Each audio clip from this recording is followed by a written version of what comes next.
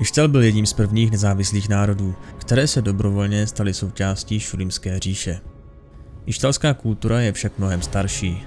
Její kořeny lze vysledovat až do dávných civilizací, ze kterých zešli Buhruové, velkolepá Hélia či Targon. Ištalští mágové přežili vpád Vojdu a později i Dárkinů. A to díky tomu, že se od svých sousedů odtáhli a okolní divočinu použili jako štít.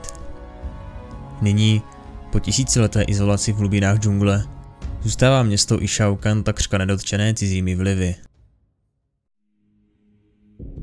Ištalíci z bezpečné vzdálenosti sledovali zničení požehnaných ostrovů i runové války, jež po něm následovali. Ostatní runeterské národy považují za povýšence a využívají svou mocnou magii k tomu, aby si drželi všechny vetřelce co nejdál od těla.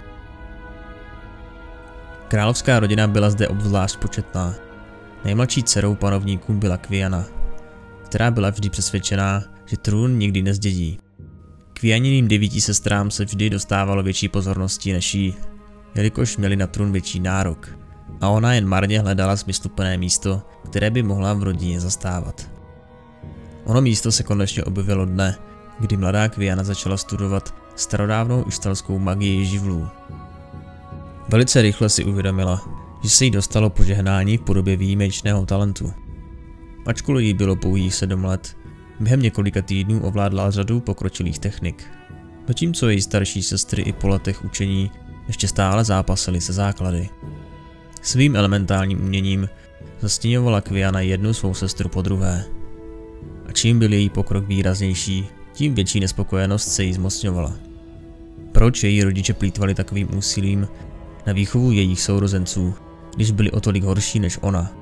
Kdykoliv byl někdo z nich vybrán, aby vedl velké rituály halící Ištal před zraky okolního světa, zmocňovaly se Kviany záchvaty bezmocného vzteku a vyvolávala šarvátky, aby mohla prokázat své schopnosti. Netrvalo dlouho a Kvianina zloba se začala zaměřovat na Inesu, její nejstarší sestru a přímou nástupkyni trůnu.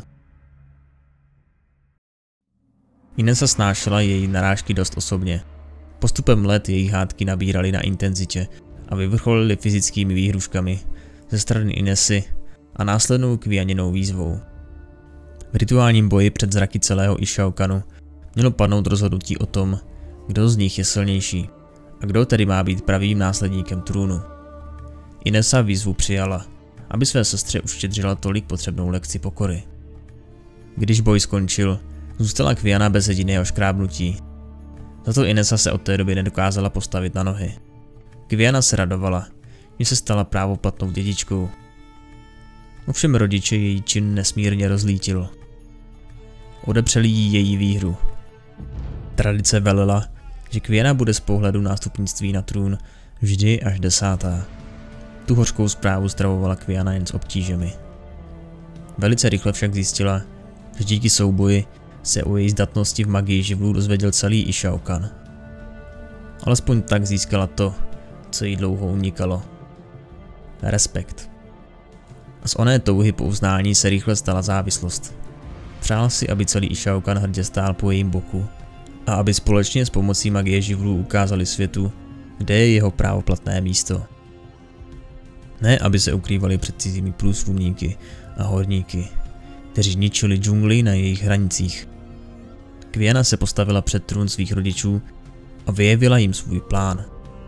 Vyhnat horníky a znovu se ujmout vlády nad zemí. Oni však její nápad zamítli. Kontakt s cizinci by přinesl nenávist, válku a nemoci a ohrozil by vše, co jejich dynastie staletí chránila. Navzdory jejich vůli Kviana zaútočila na důl a pobila všechny horníky až na jediného.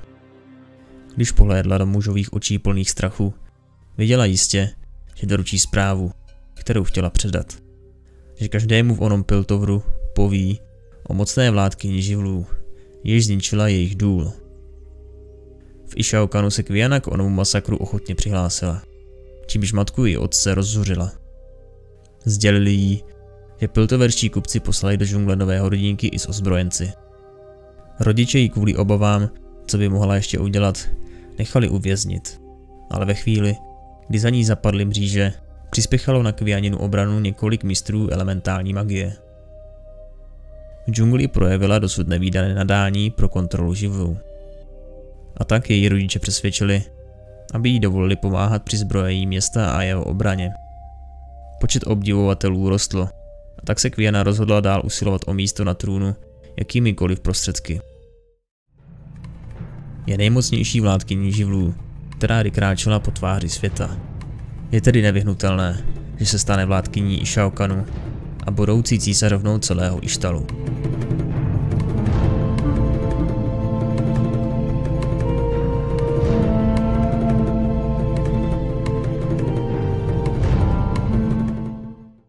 Rád bych poděkoval všem patronům tohoto kanálu. Zatím máme jen jednoho. Děkujeme, Jakube Pospíšile. Pokud se staneš patronem, dostane se ti stejného poděkování. Budeš nám moct vybrat budoucí videa. Všechny videa budeš mít bez reklam. Čas od času taky budou speciální videa pouze pro vás patrony. Přístup k novým videím 1 až 2 dny před jejich vydáním a taky budeš zapojen do losování giveaway. Tolik výhod v jednom. Takový výhody musíte mít. OK, čus.